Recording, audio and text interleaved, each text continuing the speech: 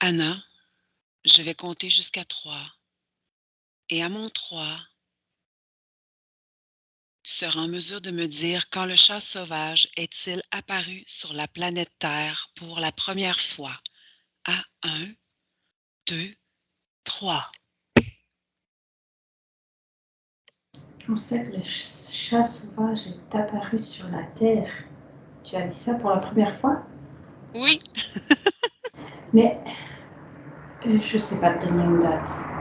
C'est même bizarre, je vois une terre très aride, on dirait pas la Terre. Alors, est-ce que c'est une terre vraiment très très ancienne, très sec?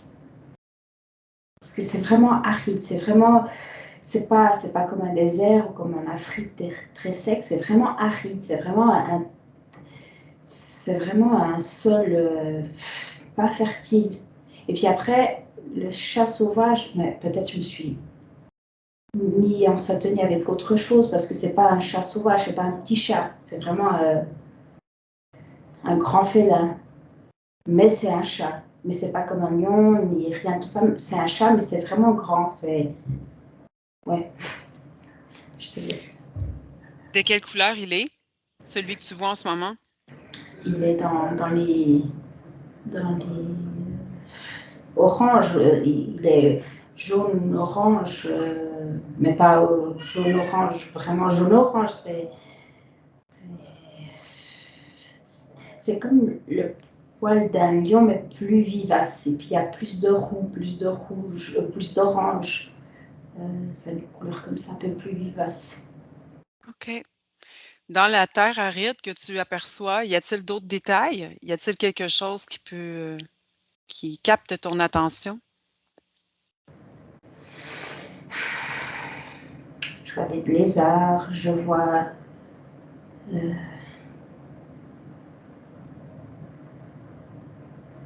c'est drôle, c'est presque comme si ce que je ressens, c'est vraiment comme si cette terre, elle aurait que ça, des félins et des reptiles. Je ressens pas d'énergie d'insectes, d'autres mammifères. C'est vraiment bizarre. Je ressens, c'est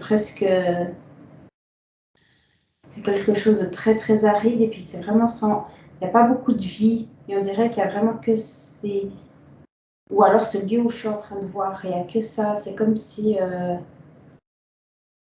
c'est même bizarre parce que je me pose la question, qu'est-ce qu'ils mangent? Et puis c'est vraiment les félins mangent les reptiles et les reptiles se mangent entre eux.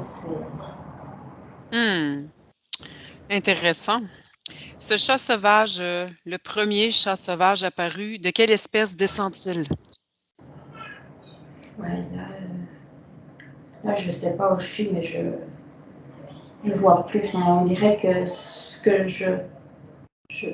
l'image que j'ai vue, c'est vraiment comme si le chat est déposé. OK. Puis il descend de quelle espèce? Est-ce qu'il y a une espèce qui l'a engendré à quelque part, qui soit Ben, déposé ou non avant qu'il l'a là, créé peut-être? là, tu poses des questions et puis il y a tout de suite une navette. J'ai tout de OK. suite une navette, comme si ça a été créé quelque part. OK. Dis-moi, à quelle époque le chat a-t-il été domestiqué par l'homme?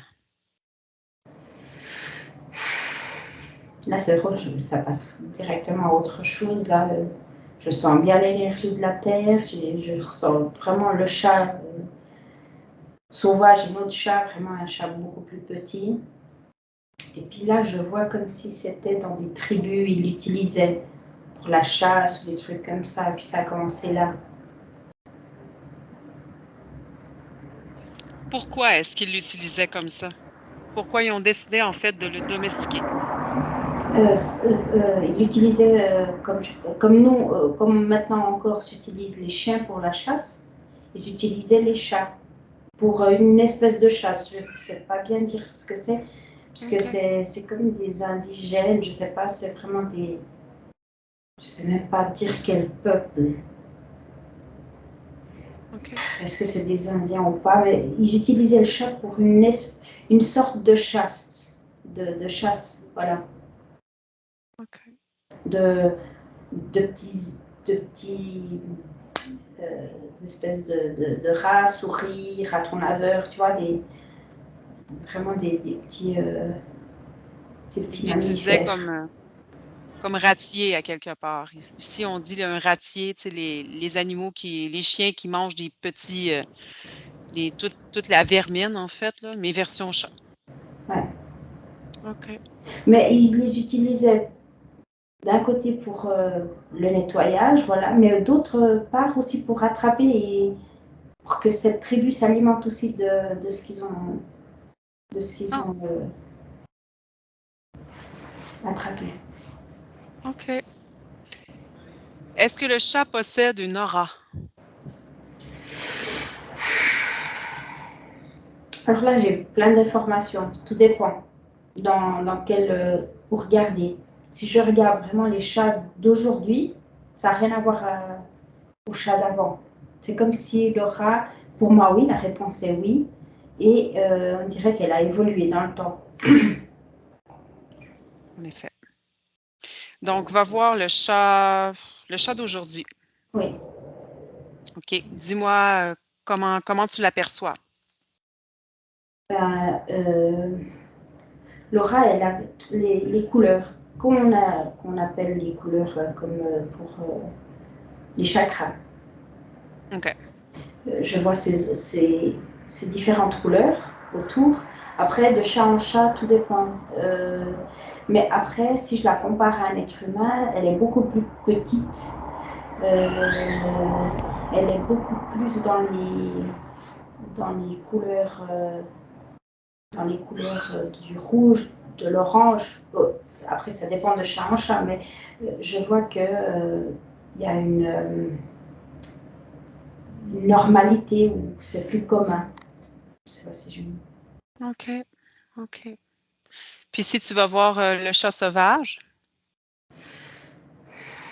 aujourd'hui, le chat sauvage d'aujourd'hui, ben le chat sauvage d'aujourd'hui. Il y en a sûrement encore.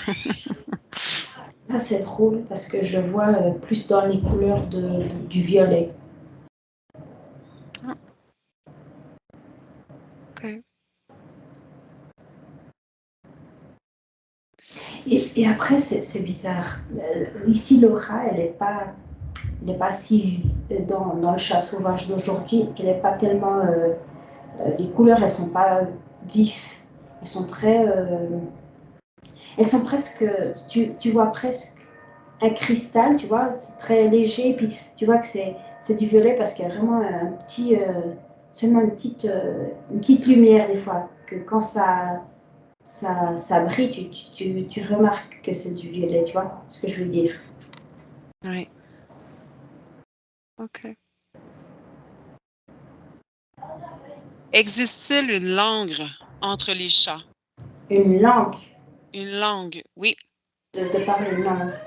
Oui, Je oui, un sens. langage. Il y Oui. a il y a le langage. C'est plus télépathique quand c'est vraiment pour communiquer. Après, c'est clair qu'il y a un langage physique pour qu'il se fasse comprendre vite fait. Ça me plaît pas, ben, je te fous une gifle. Tu vois ce que je veux dire.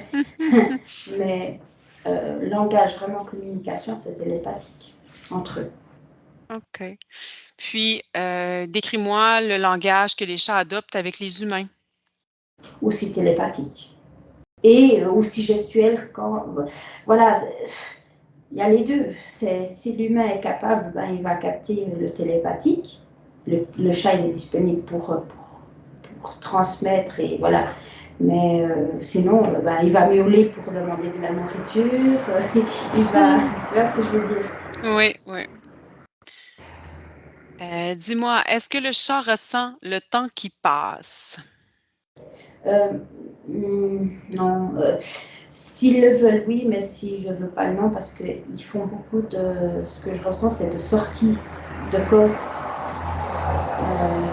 Ils sortent beaucoup, ils sont beaucoup dans l'astral, beaucoup dans l'éthérique, dans le subtil. Alors, le temps, il n'a pas... Ouais, il n'a pas grand forme. Est-ce que le chat formule des pensées? Oui, oui. De quelle façon il formule ses pensées en général? Tu veux savoir s'ils sont intelligents? Ils sont autant intelligents que nous. OK. Qu'est-ce qu'il pense de l'homme dans ce cas? Ouf. Impossible à savoir. Ça dépend du chat à qui tu demandes.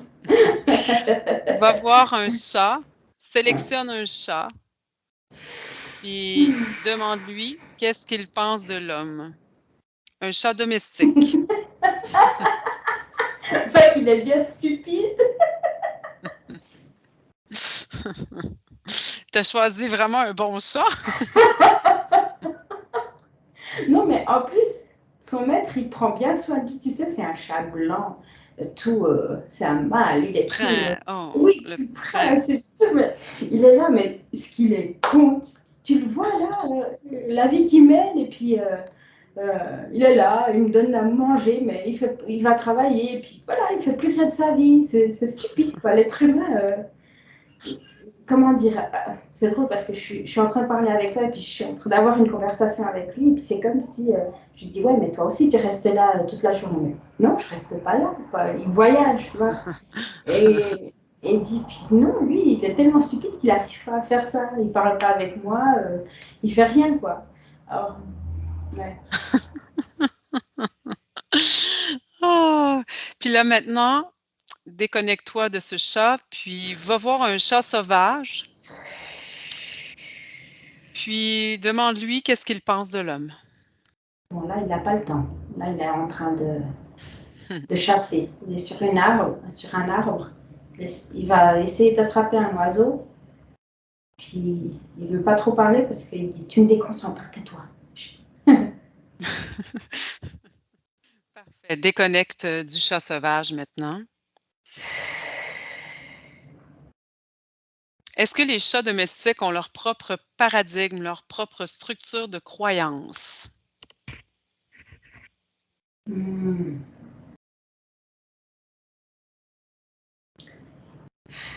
Là, c'est. Je peux pas te répondre à ça parce que je sens que c'est comme chaque âme ou chaque conscience qui habite un chat, ça peut devenir de différents trucs, peuvent avoir différents niveaux. Je ne sais pas si je me fais comprendre. Oui, oui, oui. Il y a différents types de conscience qui habitent les chats, donc ça peut différer d'une conscience à l'autre parce Je qu'il pense y que a c'est un peu une... comme il y a dans les humains, tu vois, il y a des Hmm. humains plus ou moins conscients, et puis je ressens la même chose vraiment dans les chats aussi. Bah, ouais. Donc, est-ce que tu peux dire qu'ils auraient une âme ou une conscience individuelle ou collective davantage? Euh,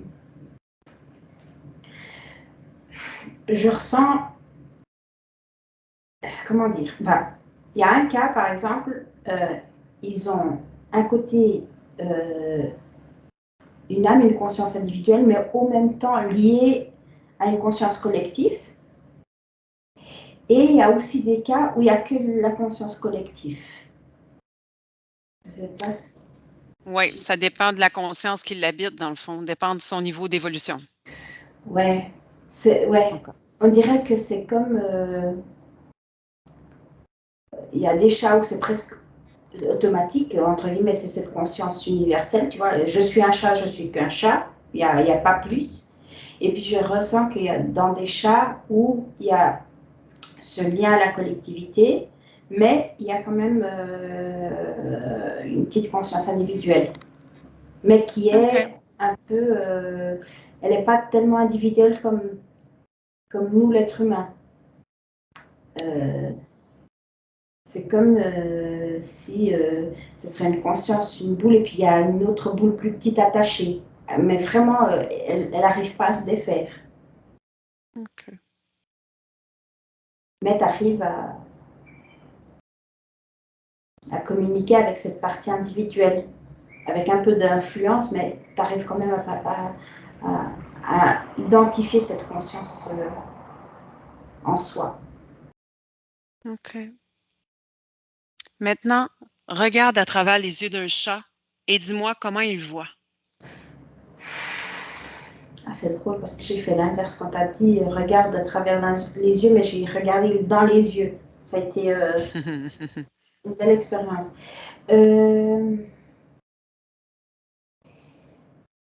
Déjà, les choses sont un peu différentes comme nous. Tu dis de regarder vraiment physique, hein, physiquement les choses. À travers, comme Ouais. si que tu regardais comme si tu avais des yeux de chat finalement, comme si Ouais. tu étais le Bah, chat. je sens vraiment que la vue, elle est différente. Elle n'est pas comme la nôtre. C'est les distances, c'est différent. C'est vraiment très différent. Ça fait même bizarre. Est-ce que leur champ de vision est plus grand ou plus petit ou est-ce qu'il diffère? Comment te dire? C'est pas une question d'être plus grand ou plus petit. On dirait que si je regarde un truc précisément, il est plus petit parce que j'arrive à moins percevoir. Comment dire? Nous, quand on voit vraiment le tout. Tu vois, Mmh. même quand on focalise un truc, on continue à voir le tout.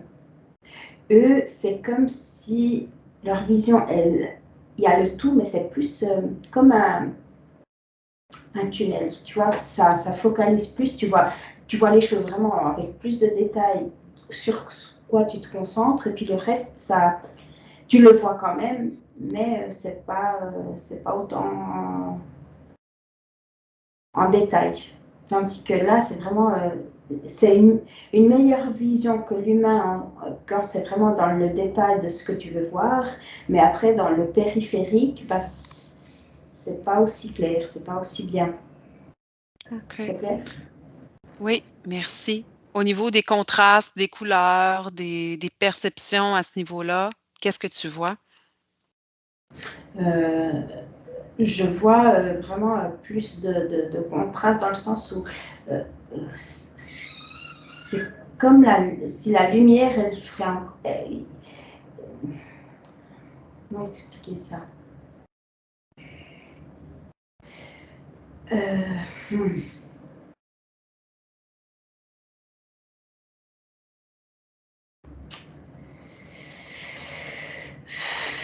Je sais pas expliquer, mais c'est comme si la lumière joue un grand rôle, c'est-à-dire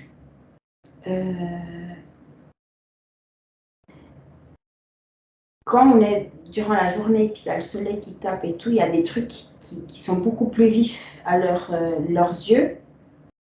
Je sens même une certaine sensibilité. Et ouais, mais au final, ils arrivent aussi à voir dans le noir très bien. C'est vraiment particulier.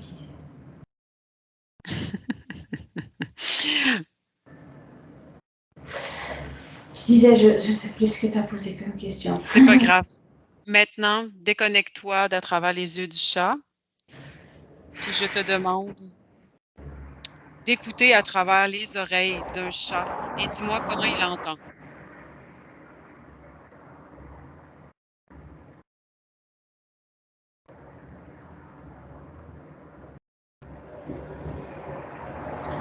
Euh,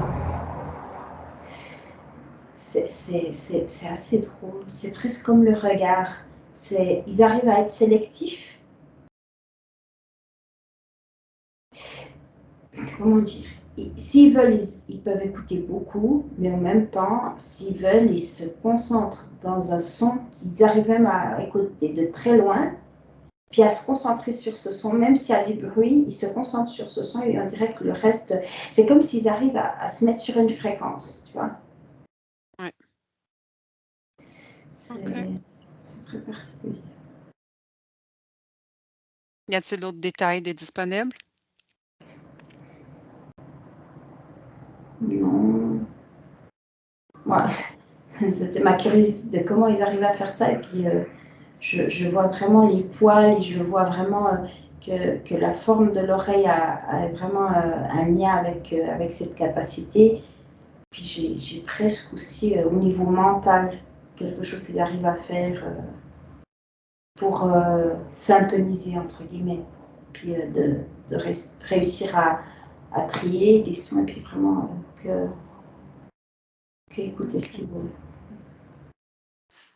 Maintenant, déconnecte-toi des oreilles du chat et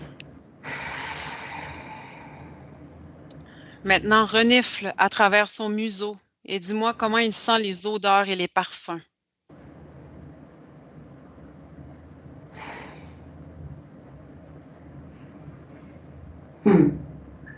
C'est drôle, c'est aussi...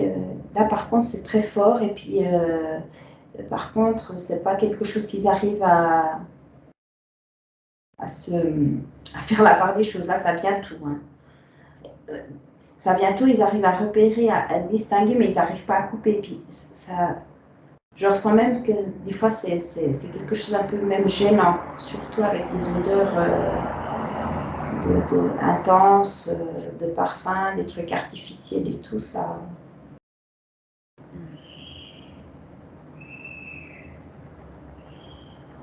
Ouais.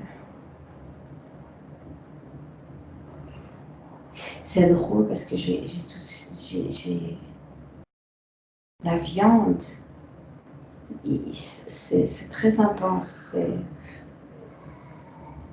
Je dirais même ça me prend au nez. Déconnecte-toi maintenant du museau des chats. Maintenant, observe et décris la phase onirique d'un chat qui dort. Tu disais? Observe et décris la phase onirique d'un chat qui dort. Qu'est-ce qui se passe quand un chat s'endort? Ça dépend. Tu parles vraiment quand ils sont vraiment en train de dormir et de se reposer? Oui, quand il décide, mettons, je sais pas, le chat, il va se coucher sur le divan, puis finalement, il fait un petit somme. Ouais. Ouais, mais c'est comme je te dis, des fois, c'est pas un sommeil, c'est des voyages qu'ils font. C'est des voyages, ils sont dans d'autres sphères. Après, quand c'est vraiment pour dormir, pour reposer le corps, je sens que c'est vraiment très rapide.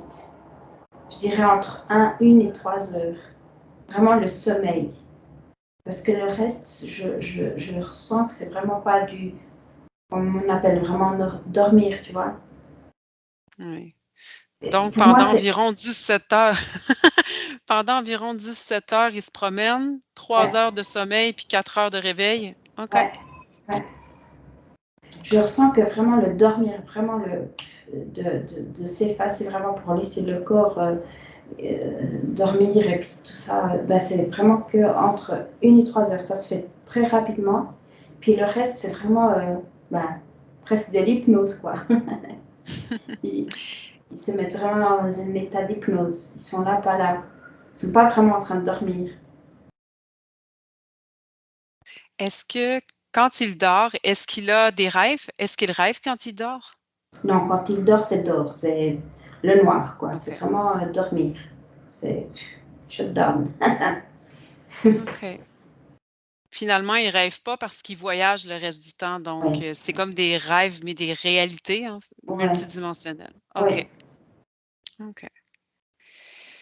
Comment perçois-tu le mécanisme du ronronnement chez le chat? Ben, tout de suite, c'est drôle parce que j'ai vu que ça vibre de partout à l'intérieur.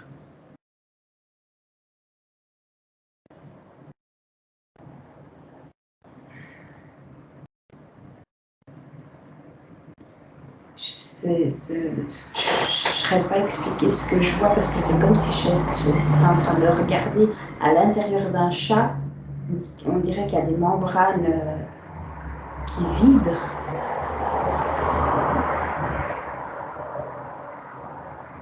Est-ce que c'est attaché à un muscle ou à une structure quelconque qui fait vibrer tout ça?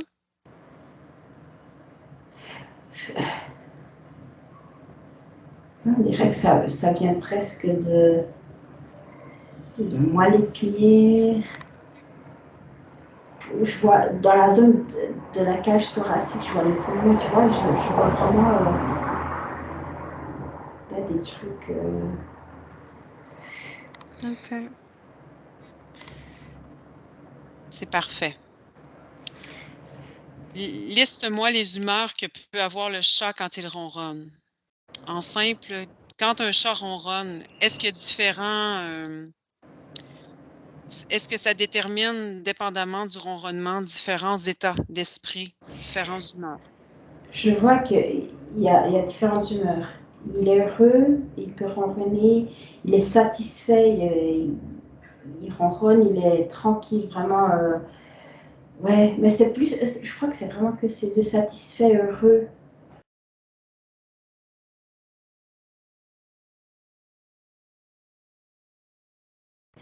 Et, et c'est même aussi quelque chose de transmettre un message, comme euh, je le vois vraiment avec cette interaction avec l'humain, c'est aussi un partage. C'est vraiment comme s'il veut donner ça aussi à l'être humain. Je ne sais pas si je me fais comprendre. Oui, oui. C'est une forme de communication, en fait, aussi. Plus que ça. Là, je sens OK. vraiment que c'est comme un cadeau aussi. Je ne sais pas si ces ondes, elles vont OK. quand même faire quelque chose à l'humain, tu vois. Mais je sens que, à part ces possibles ronronnements à cause de son état émotionnel, il y a aussi un côté, même s'il n'a pas besoin de ronronner, des fois, il le fait vraiment pour transmettre, pour donner. Je vois vraiment un cadeau, donner un cadeau à l'être humain. OK. Il y a comme son côté thérapeutique. Ouais, ouais, ça doit être ça. Ouais. Dis-moi, pourquoi le chat était-il vénéré durant l'Égypte antique? Là, je vois quelque chose de différent.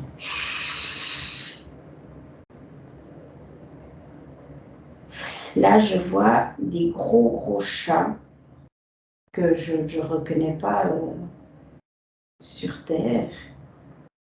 Et puis, je ressens aussi une énergie différente.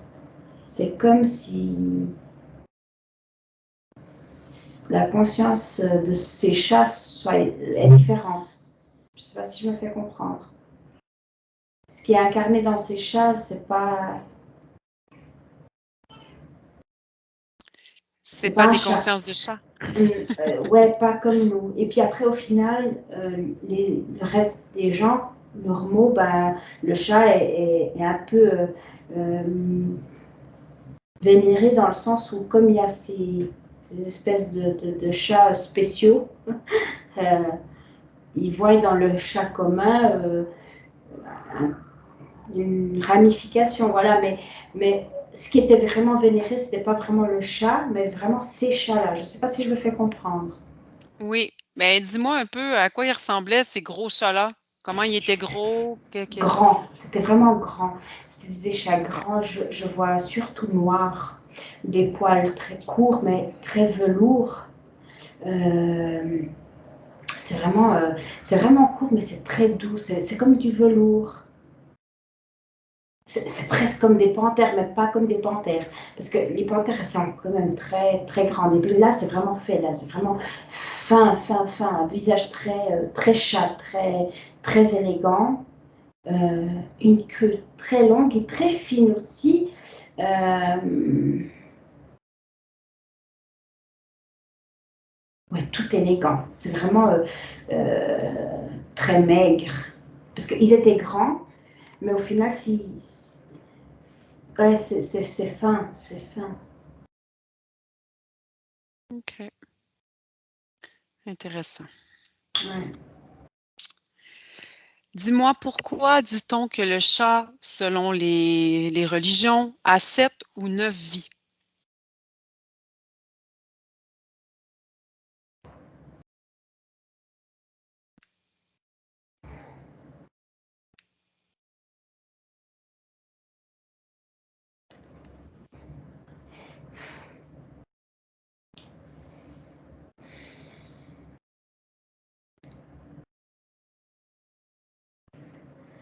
Là, il y a tellement d'infos qui se mélangent. Tellement d'infos. Là, je vois des croyances qui sont un peu apparues parce que il y a par exemple un chat que quelqu'un voit et puis au final, par exemple, c'est un chat noir et puis la personne, elle le voit mourir et puis quelques temps après, il y a un autre chat aussi noir, mais c'est plus le même, mais la personne, elle croit que c'est le même. Je ne sais pas si je me fais comprendre. Oui. Là, par exemple, Ouais. c'est une. Après, l'autre, c'est vraiment de voir que les chats sautent et puis sont très acrobates et puis ça ne meurt pas. Après, aussi, le côté de régénération très rapide. Euh, Peut-être d'autres animaux n'ont pas. Il y a vraiment beaucoup d'informations. Je ne sais pas si tu veux poser la question autrement, mais j'arrive pas à... OK. Focus sur ce qui te vient en premier à l'intérieur de toi.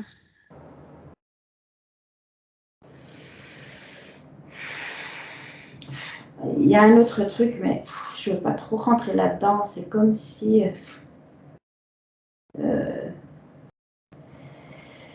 ça remet à nouveau un peu dans d'autres chats, cette question d'entité qui vient. Puis il y a plusieurs, je sais pas. Mais ça, OK. Non. OK. Déconnecte-toi de cette situation-là. Puis, dis-moi qui, au début, a commencé à faire circuler cette croyance-là que le chat avait plusieurs vies?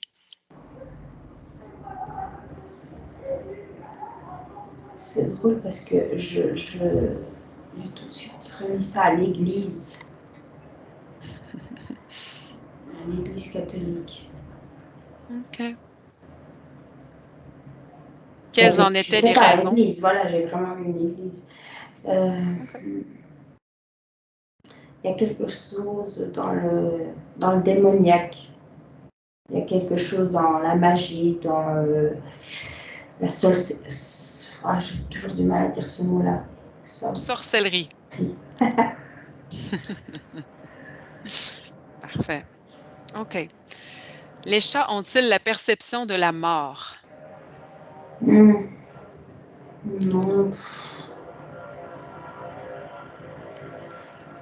Oui, ils l'ont quand même, mais ouais, ils leur donnent pas l'importance que nous. Ouais, ils n'ont pas la même vision, quoi. C'est quelque chose de, dirais-je, banal.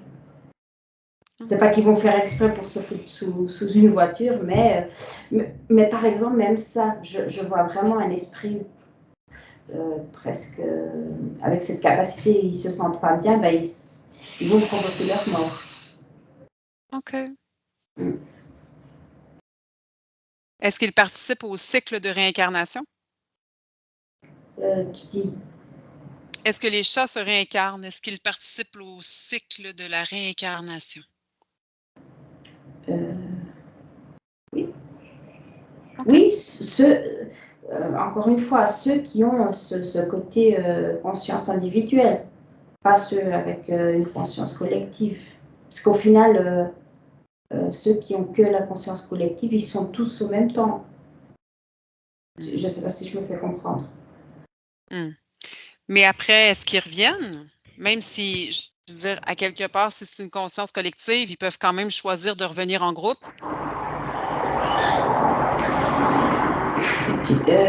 Le truc, c'est que, tu vois,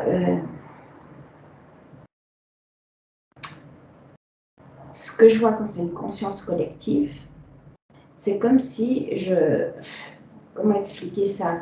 Ben, c'est la propre conscience qui décide un peu les rôles. Je ne sais pas si je m'en fais comprendre. Au final, ils sont tous le même. OK.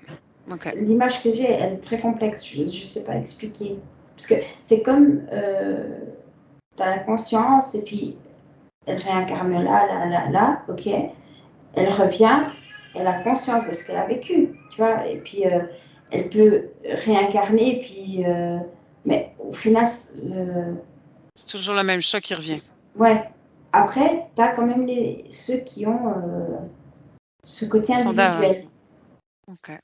Et ça, par contre, mais c'est comme si ça aurait été une évolution de la conscience collective.